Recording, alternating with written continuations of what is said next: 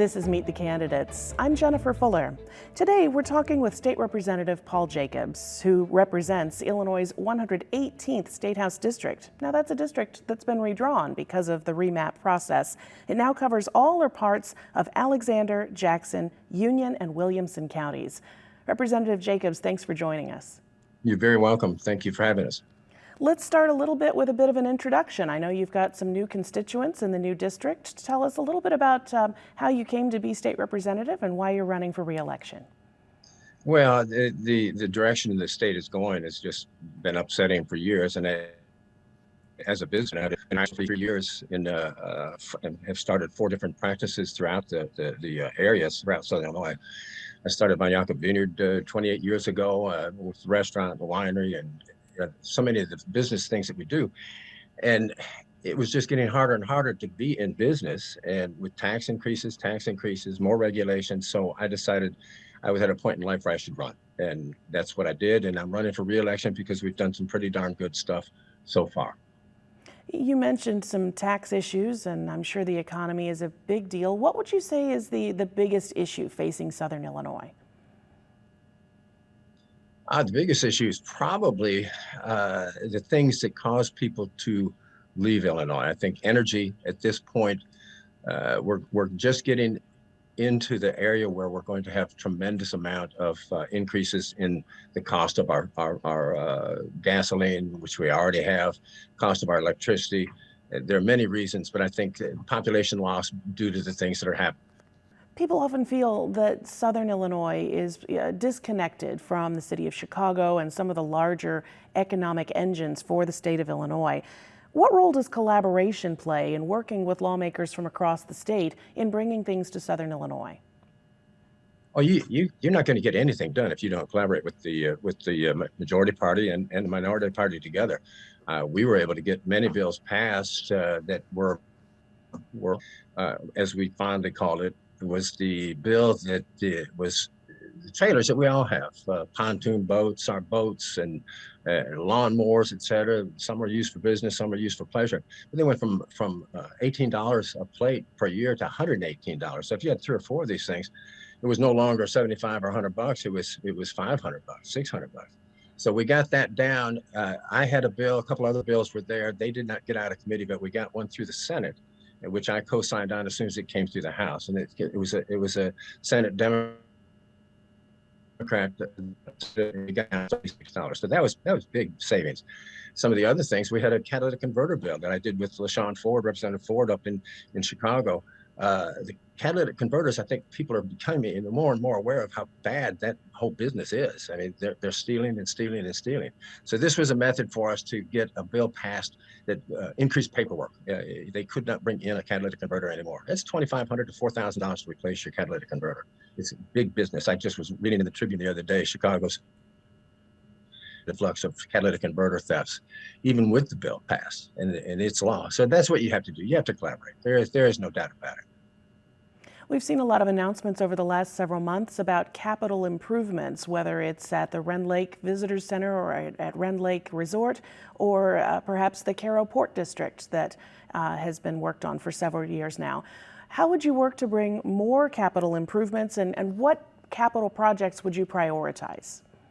Well, I think you need to understand, first of all, the whole thing was just lack of repair, lack of care. 5, 6, 7 years ago when it closed down, it brought in millions of dollars. So we need to have more of those. The Caro Port project is that project is so important for all of Southern Illinois because it will become the absolute largest port in the area. Now, some of the other things, though, look at the projects we're getting in at SIU, just the communications building coming up. I mean, that's many, many millions of dollars.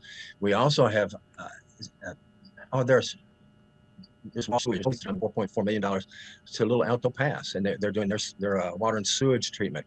They have, we've gotten close to $1 million for improvement down in Anna. So those are the things we're bringing in. It's extremely important to bring those in. The other products are maintaining the state parks. Poor Murfreesboro, the state park at Murfreesboro Lake, the electric is bad. We're trying to bring all those things in, and we're getting the money down here to do it. That's the biggest thing. One of my pet projects really is the historic nature of Southern Illinois. I met this in Cairo when we're signing a agreement between John A. and Shawnee for some educational things that they're going to do down there. The historic port that will go in there will also be in a historic town with Cairo. You'll think of Magnolia Manor and all of the different buildings that are down there, historic buildings that are down there. They're throughout Southern Illinois. If we can also bring those back up, get them on historic grounds again and museums, we have just a tremendous amount of history. One of the things that we hear quite often is that Illinois is bad for business. I have a two-part question here. Do you agree that it's bad for business? And if so, how would you change it? Yes, I do think that we are far from business friendly. Some of the things, just off the top of my head, well, number one, we've got to make Illinois business friendly. We're not at this point. We always employment insurance. It is just astronomical. You've got to pay it off. The trust fund has not been paid off. The majority party chose not to pay it off when we had COVID money. We had all sorts of money to pay that off. They didn't pay it off. And it was unfortunate that they didn't pay it off because they were stuck with that. Then if you go on, you could also have the tort liability. Businesses are so easily sued in this state. We need some tort liability reform. The other is workman's comp. Oh, I've paid, I don't know how many hundreds of years in business with the optometry and then with the winery. It's amazing. And then on top of that, energy costs. They're just out of control. If you look at Ameren, they do not produce any electricity. They have to buy their electricity. In the auction that happened, I think this last spring, they went from 6 cents a kilowatt hour to almost 21 cents a kilowatt hour. That's a 3.5 times increase in what their bills are going to be, and you're starting to get those. Then if you look at the co-ops, the co-ops don't have that same problem. They own some of their production, so maybe to 20, 45, it depends. But if you look at the property values, the taxes, if your electric bill is going to astronomically high, you're not going to be able to sell your homes. Your values are going to go down in the Ameren areas. In the co-op areas, it may very well stay the same or go up. So we have to get the business-friendly atmosphere back, and it includes energy, it includes taxes. We can't raise taxes. On a more personal economic level, people are dealing with the high cost of inflation. You've talked about energy prices, gas prices, and things like that. That, coupled with COVID-19 and the pandemic, have really caused a lot of strain for a lot of people. How would you make sure that services are available to people who need it most and that the recovery can continue? Well, the gas, that it's really reckless the way we're doing our energy. It's killing jobs. Let me give you just a quick example, and then I'll tell you well, it's the same thing. You've got to cut taxes.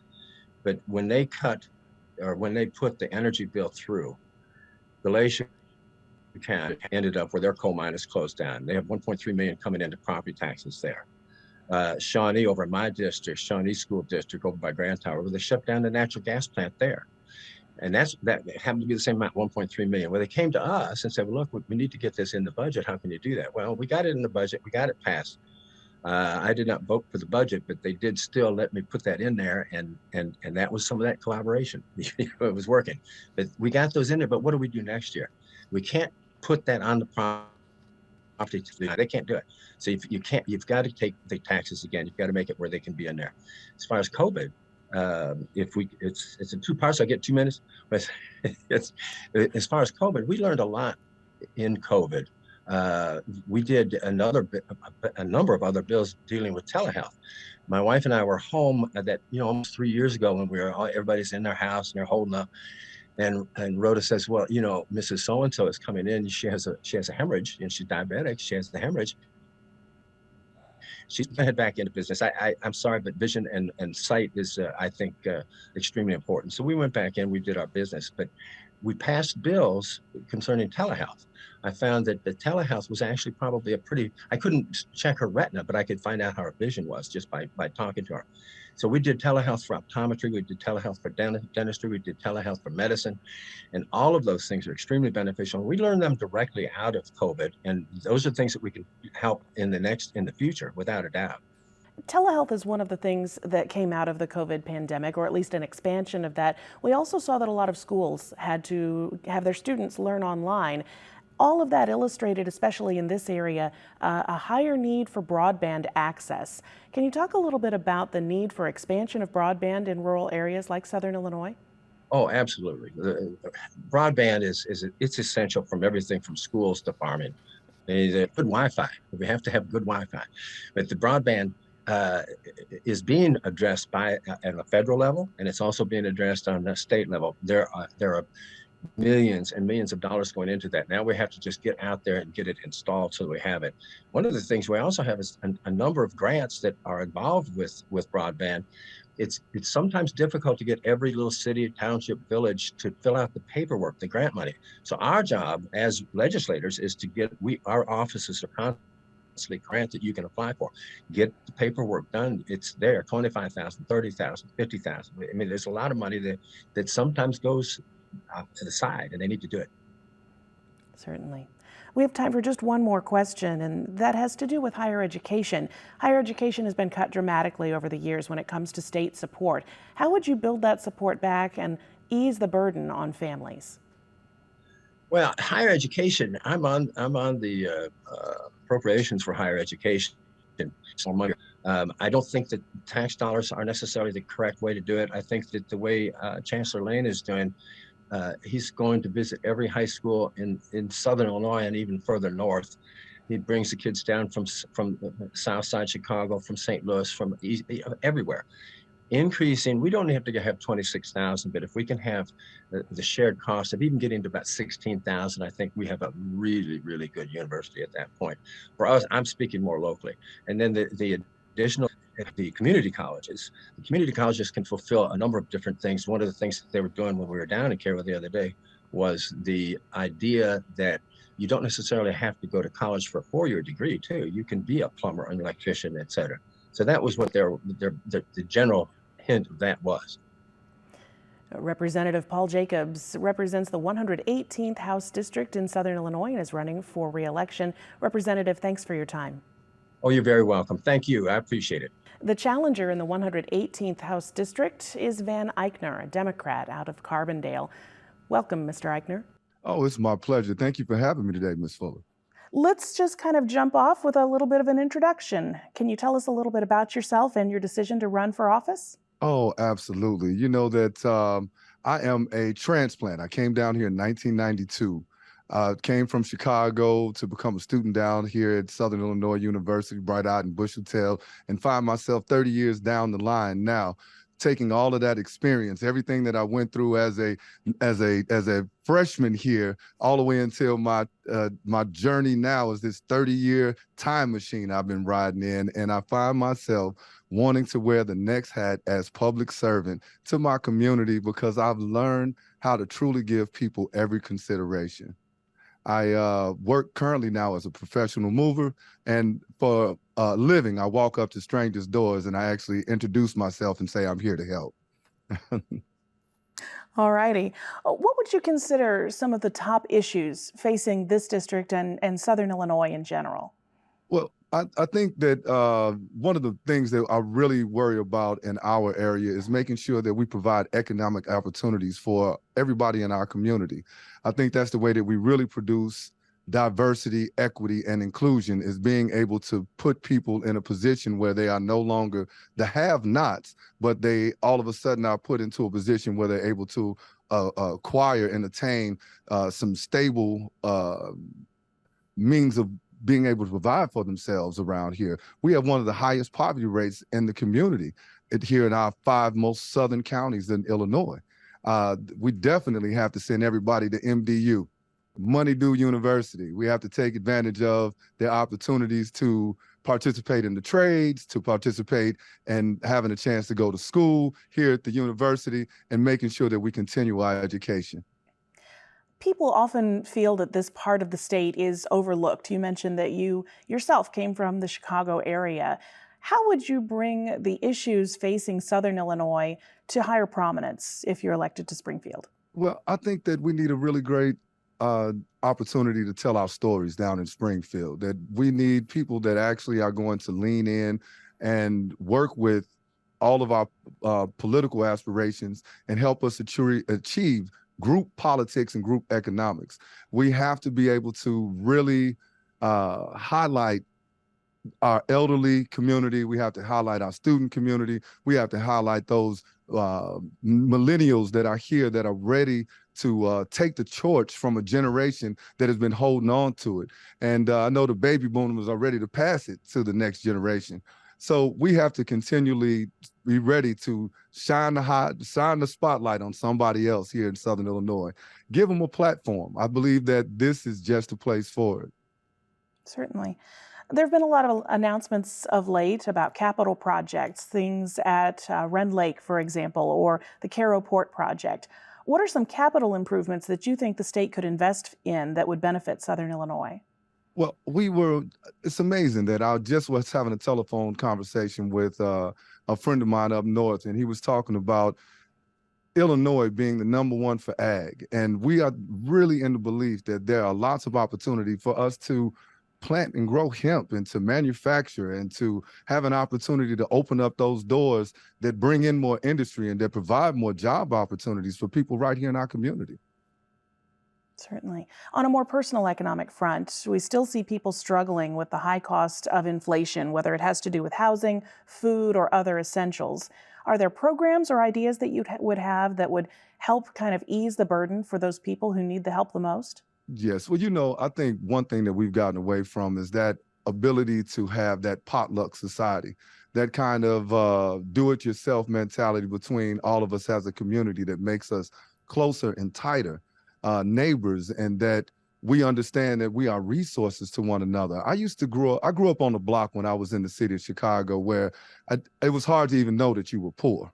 Even though you lived I lived in really poor conditions. Everybody on my block knew one another. I knew every neighbor. I would take the trash out for Miss Ada. I would go and check on Miss Williams up the street. We always had the ability to lean in. And I think that a lot of our issues are issues about us not really being connected. We've got to start making an effort so that we do a proper inventory of one another, that we find out what we're capable of without that extra price of inflation. There's been a lot of criticism over the last several years that Illinois is bad for business or that businesses don't want to locate here. Kind of a two-part question here. Do you agree that Illinois is bad for business? And if you do, or even if you don't, what are some things that you think the state could do to attract more business? One thing that I'd like to point out, I think Illinois is a great place for businesses that really don't mind giving their fair share. We have some business here in Illinois that really lean in and they take care of the people around them. They know that because they have a certain amount of profit margin, they're willing to share in the responsibilities towards helping develop opportunities for other people. Those are the type of businesses that we want here in Illinois. The best way for us to continue to attract other businesses outside of our great state is to be able to let them know that we're ready and available, and that we have space for them, and that we want people that want to come and benefit from not only our agricultural opportunities, our tourism opportunities, but also to take advantage of the greatest resource that we have, our Illinoisans. One of the things that was made clear during the pandemic and the harshest parts of the pandemic, when people were forced to stay home, was a lack of broadband access, particularly in rural parts of Illinois, like Southern Illinois. Do you have ideas on how you could expand broadband access so that people would have access for things like school, work, and other items? Well, you know what? I actually don't have a plan about how to expand broadband, but I think it's a great idea. I've seen a lot of guys working in the community here as of late, working through, I believe it was an Extreme company that's been around here right now. And what's amazing is that they have really been working fast. I've seen the lines go in the ground, and I'm waiting to see what the difference in the service is going to be once we get a chance to see what the comparison is between Mediacom and what Extreme was providing. You mentioned that you came down to Carbondale to attend Southern Illinois University. Higher education has seen dramatic cuts in funding over the last 10 or 15 years. And while the public universities and community colleges are working to scrape things back together, much of that cost has had to be passed on to students and their families in the form of tuition and fees. How would you help make public higher education more affordable for students and their families? Well, I really believe that it's about us taking the time to realize that education is a gateway for opportunity. Those people that we train, they are becoming our public servants, much like we have a teachers program that rewards teachers for teaching for a certain amount of time. We need to implement other type of opportunities that will offset the cost of college for people that are in service industries. We've got a lot of people that would benefit from it, and I'm sure that they would be excited about knowing that we had it on the table. Area families feel squeezed when it comes to property taxes particularly. What would you do to ease the burden on property taxes? I think that's another thing that we need to possibly find out what are the possibilities. We need to have a referendum where we are able to pull together the people in our community that are most vulnerable. We were talking earlier today on the Tom Miller show earlier. I did a radio event and we were asked the very same question. And people were calling in and they were saying, my taxes are $4,200 or my taxes are $5,000 a month. And it just seems like an overwhelming amount of money. But I think about the people that are most impacted by it, not by us middle income families that, like my wife and myself, that are two house incomes that are working every day and contributing together, trying to tackle this task of managing our finances. But we're talking about the people that don't have it in their budget and that are getting behind in the taxes and might potentially lose their home. We got to try and come up with something. One of the big economic engines for Southern Illinois for decades and generations was in the energy sector through coal mining and energy in those forms. Now there's a push toward green energy, but still people are saying, well, what about the people who normally would work in the mines or work at power plants that use fossil fuels? How do you strike the balance between using the resources available to us here, but also pushing toward a greener future? I ran into a coal miner that had retired from the coal mine, 73 years old, and he was telling me that the coal mines provided him with the means to feel like he was a human being, that it gave him the money that he needed in order to provide for his family, to buy the toys that he liked, to really start enjoying life. And that's what a job is for us. I think that we have to let folks know that are doing the coal mining, let them know that there's still an opportunity for you to fulfill that blank, because that's what they're looking for. They're trying to check a blank to make sure they're still going to be able to pay the bills. So we got to make sure that we put them in a position to be trained in that renewable energy. One of the big topics in the statewide races this year is criminal justice reform. How would you change criminal justice in the state of Illinois to make sure that people are brought to justice, but they're also given an opportunity once they've paid their debt to society? Yes. Well, I really feel as though that there are a lot of programs that are actually working on behalf of the 3 million Illinoisans that are justice impact, and you have 2.2 million of those Illinoisans that are eligible for some type of sentence relief, that once they complete their term of imprisonment and once they complete parole or whatever the circumstances might be, they call it parole, or sometimes they call it a supervised release. Once you complete those things, those hurdles, you're supposed to have paid your debt to society. And we should take the stigma off of those nonviolent offenders, that so that they have better work opportunities. They have less of that feeling like as though they've been walking around with a scarlet letter A on them for the rest of their lives. I understand what it's like. Every time I'm asked about my own felony, I have to pull that scab off of that wound. Van Ikner is the Democratic candidate for the 118th State House District in the state of Illinois. Mr. Ikner, thanks for your time. Thank you so much, Ms. Jennifer Fuller. You have a great afternoon. You too as well. You've been watching Meet the Candidates on WSIU. You can find our content by going to our YouTube channel, WSIU Public Television, and find us online at WSIU.org. I'm Jennifer Fuller.